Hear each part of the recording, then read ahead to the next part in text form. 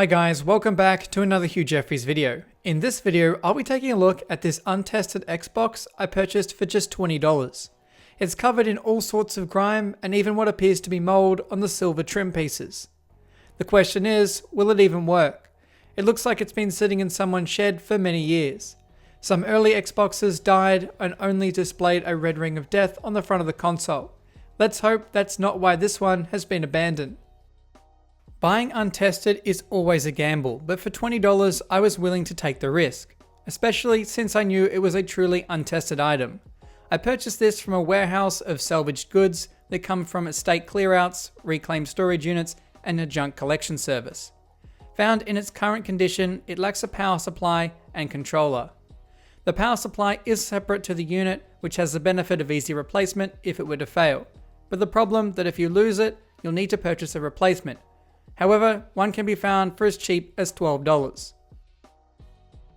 Connecting the power supply and a HDMI cable, we can test the console. To my surprise, it worked straight away. And once I'd paired a controller, we could check out the system. Based on the copyright date, it's running an update from 2015, several years behind the latest version for the Xbox 360, likely meaning it's remained unused since then. But now that the console is powered on, you can see there's already a game inserted, Call of Duty Black Ops. The game on its own is only worth about $5, but it works and was hidden inside. Now that we know the console works, it's time we cleaned it up before we take a look inside and repaste the processor. As I don't know the device's history, I'm unsure on how it became so gross, but if I had to guess, I'd say it probably came from a storage unit or someone's shed. This is not the kind of grime buildup I'd expect to see accumulate on a device sitting inside a house. The grime was quickly proving very stubborn, so I upped my cleaning chemical from a citrus cleaner to acetone. While it quickly cleaned the silver trim, it also damaged a small section of adjacent plastic, leaving it with a strange finish. So I'll keep to my citrus cleaner for now.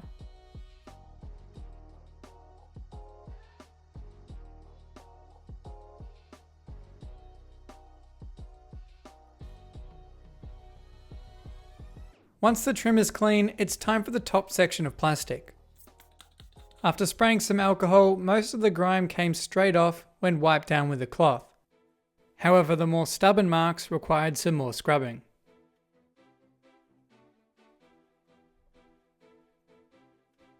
Proceeding, I can brush away the dust caught in the fan grill. This was a little tricky as the vent fins are very close together.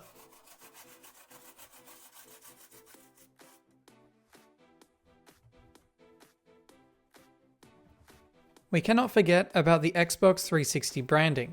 Believe it or not, it's actually white under all that dirt. Up next is the front.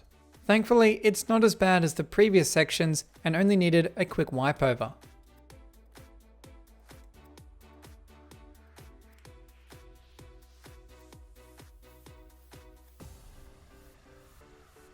Around back, it's a similar situation. You'll also notice the original warranty seal is still in place, so it's very unlikely this console has ever been disassembled. On the base, you'll find a little access door where an optional hard drive can be fitted.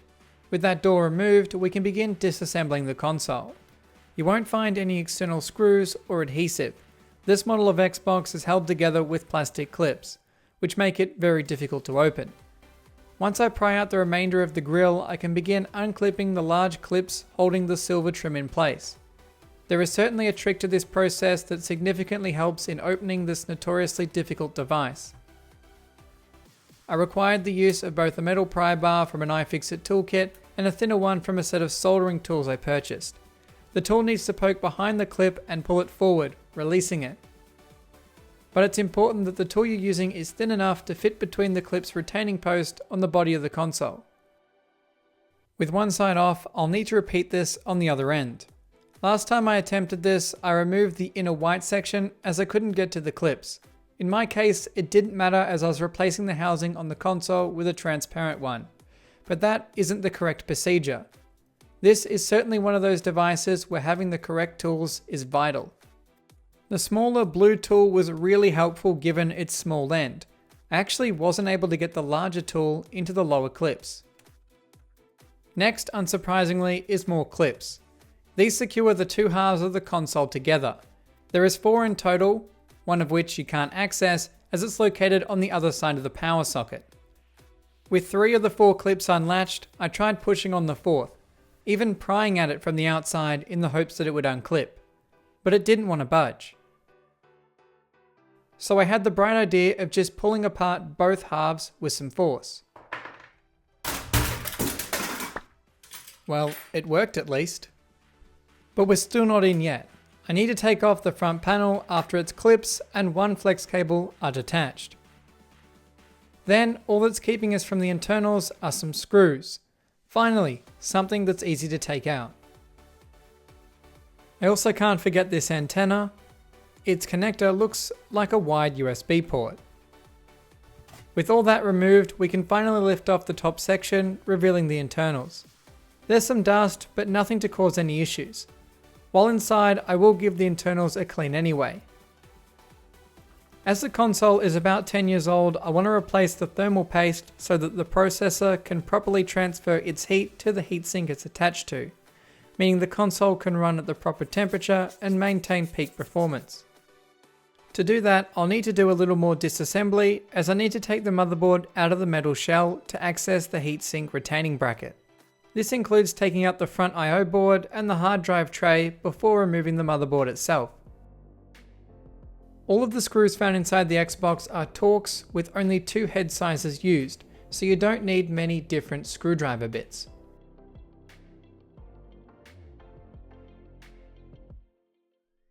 The motherboard is quite firmly attached inside the metal housing, so you'll need to carefully maneuver it out. Once removed, I can disconnect the fan and begin removing the heatsink retaining bracket. Like the rest of the device, it's not as straightforward as it looks. You need to remove it by prying against the stud with a screwdriver to pop out the adjacent side. It took a few attempts, but I did manage to break these free. Now it's time to clean off the old thermal paste using some alcohol. It is yet to turn hard, but appears to be not far off given the cracking texture of the paste. Once removed, we get a proper look at the processor and remainder of the motherboard. It's time we reassembled everything, starting with a new application of thermal paste. Of course, I just happened to run out while doing this, so I had to use a spreader to evenly distribute the paste over the die.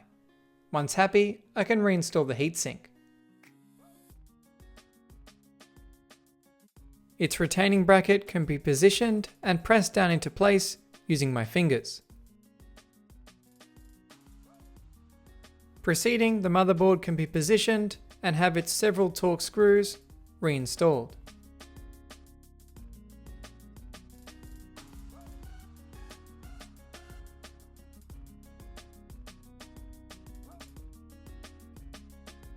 Next, the front I/O board needs to be plugged in.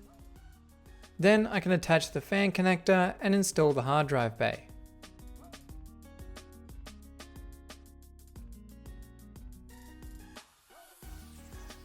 Lastly, for the internals is the DVD drive and fan shroud.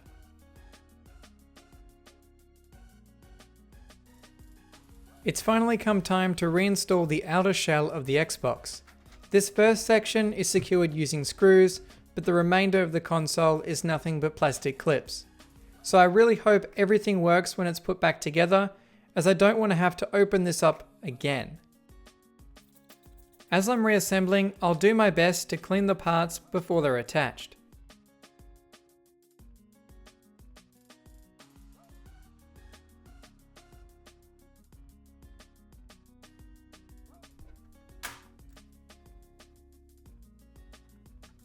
Look at that, going back together, and I didn't even damage the warranty seal on the back.